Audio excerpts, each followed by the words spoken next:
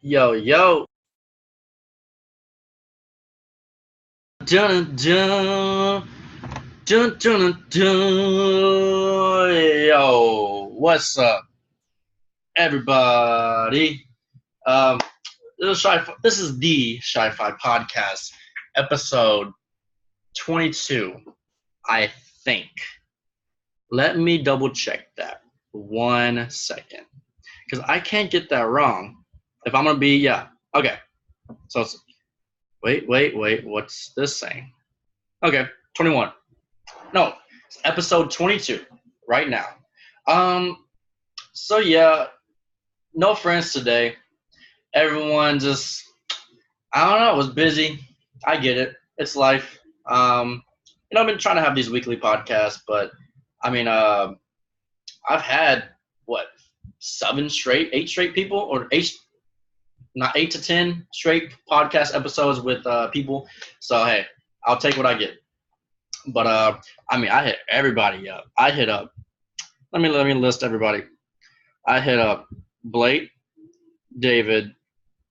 Uh, I even hit up Shandy.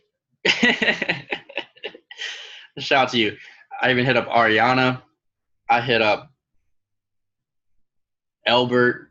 I hit up, I think Jacob. Whatever. Hit up this dude named Ryan. Just you know, anybody wanting to talk for like a good 30 minutes. Nothing crazy. Nothing crazy. So shout out to the Spotify world, Apple world, and any other podcast platforms. Shout out to YouTube, of course, my home. And if you're watching this on YouTube, I think I'm a little like grainy. Yeah, grainy because for some reason with this application I use for podcasts, when you're by yourself, it like makes you uglier, which is like kind of a life thing, I guess, a deep meaning in there. And I'm like red for some reason. It's just like my white complexion mixed with like any type of light. So I'm not this red, y'all. On for my YouTube people. What else? Um, but with other so with other people, this application has amazing display. But for some reason, by myself, they're just like, yeah, you're by yourself. You stay ugly, and you stay at 2 out of 10. You stay that ugly. Um, so I literally just got back from what state? Arkansas. Um, I've had a weird, different week than usual. I was gone on Monday through Wednesday to Austin, Texas, and then I was gone from yesterday morning to now to Arkansas. Now you're like, why in the world did you go to Arkansas? I went for one of my really good friends, Annie Ratcliffe's wedding. I guess Annie Decker now. Um, yeah, so I think I got invited like last second, and I was like, hell yeah, of course I'm gonna go. And it's like a 5 hour drive, so it wasn't like the end of the world. So I was like, I'll do a day. I was going to do a day trip. I was totally fine with like coming back like at 2:30 a.m. But my parents were like, "Yo, you need to stay at night. Uh, we'll pay for it." So that's what they got me. I was like, "Okay, y'all are paying for it? Sure, I will stay." Because if I was gonna pay for it, I was gonna be like, "No, I'm gonna drive back," and all that good stuff. So shout out to the parents for paying for my room. It was a super comfy king bed. It was comfy. So comfy. It was so comfy. I got in there and I just went to sleep. I didn't brush my teeth. I went to sleep with the TV on, which is super rare for me. But yeah, so Annie and Zach. I don't know really Zach that well. I think I met him like 3 or 4 times. So shout out to y'all forever. I saw Lizzie. I like how I like how my audience size of 13 according to Anchor. Uh, yeah, so I feel like none of y'all know who I'm talking about. Maybe one of y'all, maybe one. But so saw Lizzie, Bridesmaid, and that was it. I literally saw no one else. Made friends with random OU people because that's where they went. A couple went, and yeah, that's about it. Fun, 10 out of 10. Would recommend. Um, what else? Yeah, so that's my week. Also it's Austin. I friends kind of partied a little bit, I guess. Had fun. It's Austin. Like everything's a party. Like going to lunch is a party. So I went with Josh. I drove up. I went up there with Josh and Rachel for the first day, and then 3 other people came the next day. Didn't really know them as much, but hey, they were on our same level and or same wave, as some people like to say. But fun time in Austin. It was different because we went out. Like when we went out, it was a Monday night and Tuesday night, which is like super rare. Like meaning like there's not many people there. Um, Monday night, a friend of mine actually went to like this secret bar. I don't know why, but I'm fascinated with secret bars because it's just like it gives me a cool feeling. It gives me that like apocalyptic feeling, like the world's gonna end, but we're gonna be okay. Like everyone in the secret bar is gonna be okay because they can't find us. So that's what goes through my mind, and when I'm in those situations. So um, enough about my life. Oh, I saw freaking Vince Young in Austin, Texas. Let me tell y'all the story. I'm bad at telling stories, so bear with me. I'm at the hotel. I'm swimming, minding my own business. I'm in the corner. I'm straight chilling. I have my arms on both of the what do you call it the I don't the bases, the surrounding pool brick, and I look to my right, maybe like 3 arms length away from me. And there was this dude I recognized. I was like, huh, I know this person.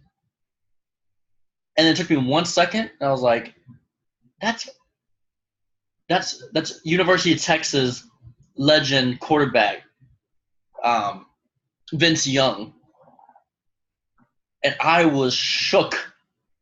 I was shooketh like you would not believe. This is like University of Texas is my team, and Vince Young is my dude, like the player. So I had a little bit of like, whoa, that's incredible. Um, so, and what's funny, I think he turned around and stuff, and I was like, oh, that's definitely Vince Young because he had V Young tatted like pretty big on his back. So just to make sure, I guess he got that so he makes sure that he knows who he is. So don't blame him. But I was so shook. And it was funny because like I was the only person in the group that was swimming.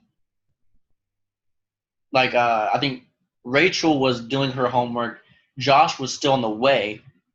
And I just was like, I'm gonna go to the pool, chill, and freaking Vince Young.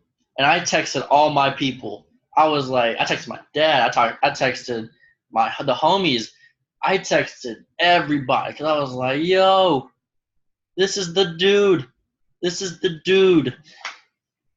But publicly, I wasn't showing that emotion. I was like tucking that in because I was like, I'm not trying to like freak out in front of another dude. Like, who am I? Who am I? Like, well, nah, I ain't trying to be like that. But that was wild. And the question always comes along like, yo, You get a picture with him. And I was really debating on getting a picture with him. But, I mean, I thought about that for like 2 seconds, and reality hit me. I was like, yo, he's in Austin. He's with his girlfriend. Well, I guess his girl, it was like a girl who he was like kind of cuddly with, so I was assuming. And he was like ordering fruit, and I was like, what do I look like as a 23-year-old man interrupting a mid-30s man with his girlfriend and eating fruit? Like, no. And it's in Austin too. And I was like, okay, if we were like outside of Austin or like Dallas or New Orleans or Oklahoma, like now that's more rare, finding Vince Young in Oklahoma than like in Austin. I'm sure he's taking 100 pictures in Austin. And I'm like, we were like in the pool with like 10 other people. And like, I'm sure half of them knew who he was and they weren't freaking out. And it reminded me of like Hollywood and LA, the times I've been. Being around celebrities in a vicinity like LA, no one like freaks out. And I weirdly enjoy that. Like, I was at a church conference last year, and here comes Chris Pratt just chilling, walking along, and sits like rows in front of me. And no one's like, oh my God! No one's like throwing their phone at him or, asking for a script or like asking the network. Like, no one was doing that. I was like, okay, I really like this. So, yeah, so with that, I was like, okay, so this is what it is. So, and like Rachel and Josh came down, and they got to see Vince Young too. Rachel didn't know who he was, so hey, I don't know. But yeah, what a great encounter. And the whole time, I think Vince was down there for like an hour or two with us. So just know, internally I was freaking out, but externally I was like, chill. And I was thinking the last situation you want to interrupt somebody for a picture is if that person is in the pool on a rooftop hotel with a girlfriend and fruit. And I was like, yep, that's probably top 2 in situations like that. Now, if it was on the street and it was just like him and I, like I'd be like, yeah, I'm getting a pic. Same thing with like when I walked, I saw Sway Lee, John Bellion. Who else? I think those are only 2 celebrities I've like seen in person, like just randomly. And I saw they were walking. It wasn't that many people around, so I was like, "Can I get a pic with you?" And like, go for it, type of thing. So, so that's it. That's my Vince Young story. Very, very interesting. A very peculiar situation. What else is I talking about? Blah blah blah. Let's talk about the this whole. I'm shifting to NBA basketball for all my non-sports people. But this is a little bigger than basketball, I feel like. The whole Rich Paul situation. Now, don't kill me. I don't know 100% of the details in this situation. So if I leave out something, I'm expecting to leave out something. But I'm not going to drag anybody or anything. So Rich Paul, if you don't know, is like an agent. He founded a agency called Clutch Sports. He's associated with LeBron. So you know what that gets you. A lot of connections. Rich Paul is an NBA agent. LeBron is one of his clients, of course, along with 20 other clients. Now, I don't know the official rules, but So the NBA free agency world apparently made a rule where you have to have a bachelor's degree or like a 4-year degree type of thing from a university to become a free agent or an NBA agent in some important situation. It was something with like college athletes. That part I'm kind of like still shaky on, but I'm just more focused on the rule itself. Um,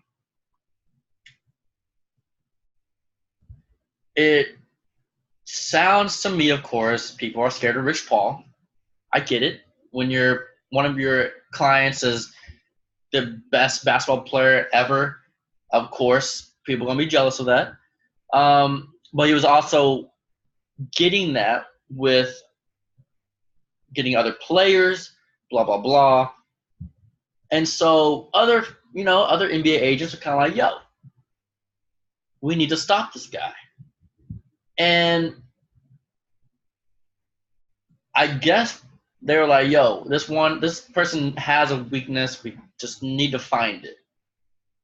And, it's not a weakness. It's just like a lack of, I guess, from a traditional situation, a college degree.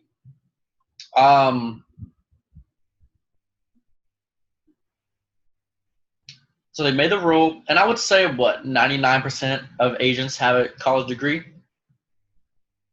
Rough number, I guess, at least 90% is what I would assume. So it got me thinking. And it got me a little triggered, I guess, more on the base of like, it's so backwards.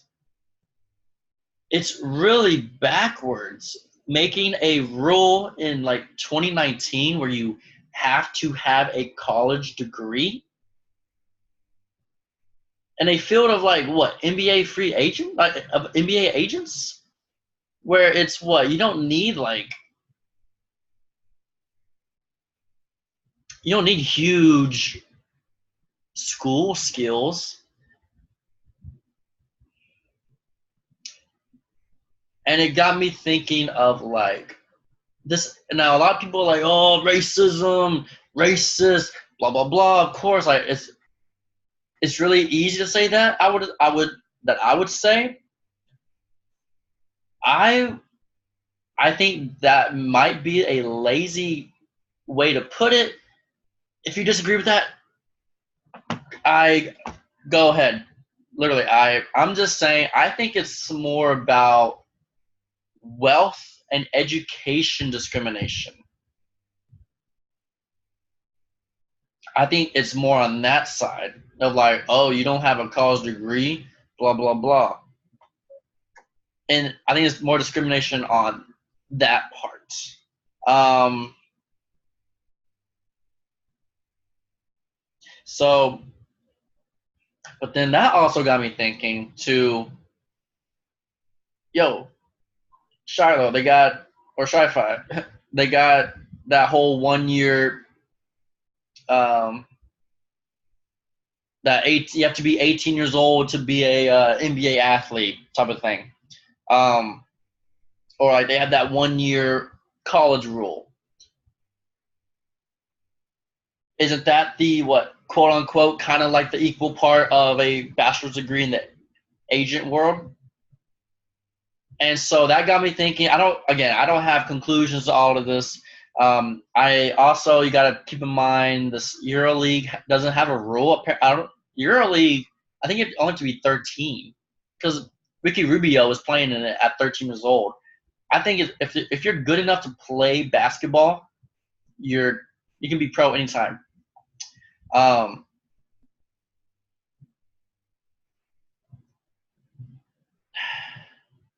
And the NBA's judgment of that situation is that you need to be 18 so we can develop you, blah blah blah. But I don't think any of the agent world has brought that up with eligibility, blah blah blah. But I'm just saying, like in a world of being a NBA agent, You don't need a degree. It's just such an un-American rule. We're the land of opportunity. You can do anything you want. You can do a lot of things in this world compared to what the 1960s without a college degree compared to the 60s. In the 60s, 70s, it almost seems like stories I hear is like you getting a college degree was necessary for anything in life. It was your door to everything. In 2019, it's like you don't need things to get indoors. You don't need a degree. You don't need this. You don't need that. You can do anything you want. There's no barriers. Hey, of course, there's going to be loops, more loops you have to jump through. A degree does help.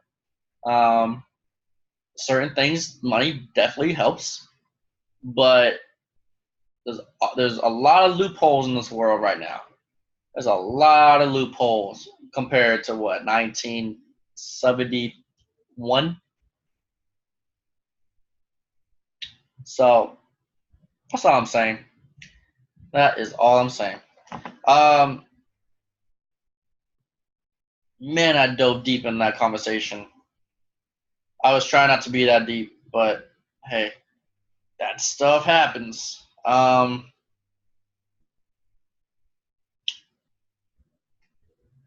another topic? Do we have a Carmelo update?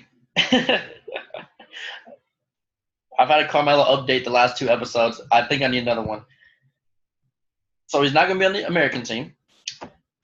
People still aren't taking him now since his whole first take rant from a couple weeks ago. So it seems like he doesn't want it, or he's not going to get picked up. That's some sad stuff right there, man. That's some sad stuff. I don't like that. I wish, as a 03 draft fan, I want Carmelo to play one more year. Give him one more year. Go on the Hawks. Play with Vince Carter. Retire together. That'd be really cool. Be like the 9th man of the Hawks. But I think franchises are scared that he has that attitude now, but in the middle of the season, he's gonna act like what he's been the last 3-4 years or so. Like, yo, I'm a starter. Give me the ball. So we'll see about that. Honestly, man, I really wish he was playing for the American team right now because he shines so bright with the Olympic teams for some reason. I don't know why. I get maybe he's more chill and like not stressing as much type of thing. But that would have been if since the American team is kind of really bad this year, and I know it's the World Cup, it's a FIBA thing, it's not even like the Olympics, but that would have been a great just exit off to your rest of your life, leading like Melo leading that team. It's like a gold medal. And then retiring, that would have been beautiful. Maybe in 2020, maybe the 2020 Olympics he'll get that shot. I just love seeing his like practice gym videos on Twitter. Like, oh, Melo's been in the lab. Melo's been working. I don't know. Oh, quick thing about the Rich Paul situation. There was a whole Chris Broussard Instagram video of like of HBCUs, historically black colleges, historically black colleges union. I'm maybe butchering that. Sorry. But Chris Broussard was talking about, these D or these high school recruits need to go to these HBCUs. these black NBA athletes need to donate to these HBCUs, and go for it. But I've seen this so many times where stuff like this happens. No one's gonna do it. It never happens. It never does. It gets momentum for like 3 or 4 days, like yeah, but then everybody goes back to Kentucky and Duke. Like it's just a thing that I've seen over and over and over and over and over and over and over and over again. I don't know. I mean, it would be great. I'm not opposing that for any reason at all. I'm just saying, like, stuff like that never happens. Never does. Like, what does a top 5 recruit look like going to, like, Howard? Is that an HBCU? I'm so sorry if that's not. I'm just I just know a couple friends that went there from my high school basketball team that went there and succeeded and stuff. But like I don't see a top 5 recruit going to these schools. And can you blame them? Like they want to go Kentucky. They want to go to these huge schools. So I know it's like a messy, sensitive topic, but it's just something that I've just never seen. And hey, who knows? Maybe it'll happen one day. Maybe it'll happen next year. But again, we'll see. And I don't think it's a race issue. Honestly, the whole Rich Paul situation, I think it's more just jealousy. Like, what if a white, like, I think a white or Hispanic or Asian agent that had LeBron, it would be the same, like, or like taking the non-traditional route to becoming an agent, and he just happened to land the best player of all time. I think anybody would be jealous in that situation. You know, again, if I'm wrong, I might be wrong. Sorry. But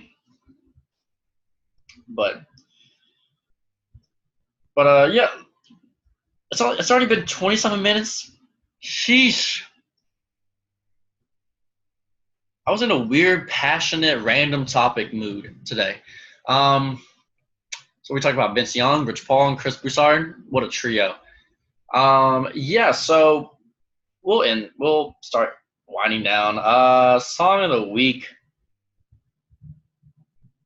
It was a song that came on the radio on the way to Austin called "Young Blood" by 5 Seconds of Summer.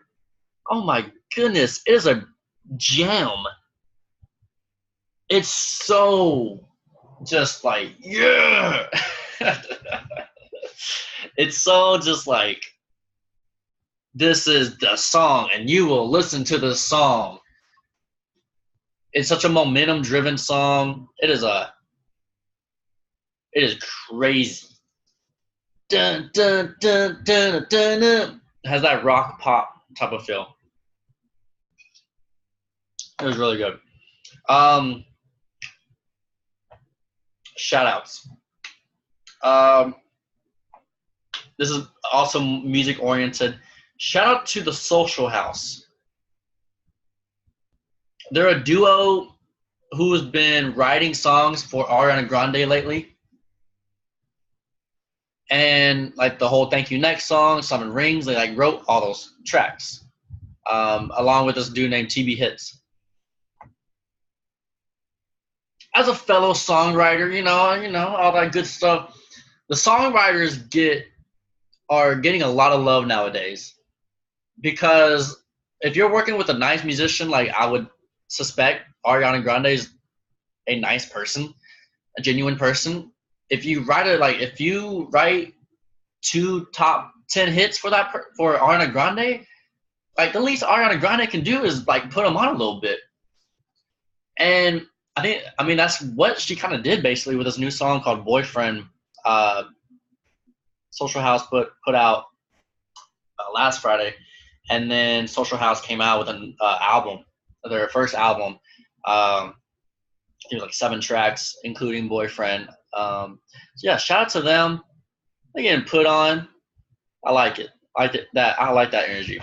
And also, what was I gonna say? Social House. Their song with Yachty from last year, Perf. I've been listening to that a lot this summer. It's a great summer jam. It's got that good May June type of vibe. I know it's August, but I like that vibe too. Yeah, so that's about it. Thank y'all for listening. Thank y'all to my 13 people in the audience. But for real, I don't know. We'll see it. I think next week we'll have some people back. Everybody's busy. Everybody's busy grinding and stuff. Yeah, so thank you for listening. If y'all want to shout out, hit me up. I'll shout out your name. Yeah, so that's about it. Thank you for listening. Peace and love throughout the universe. Sci-Fi out.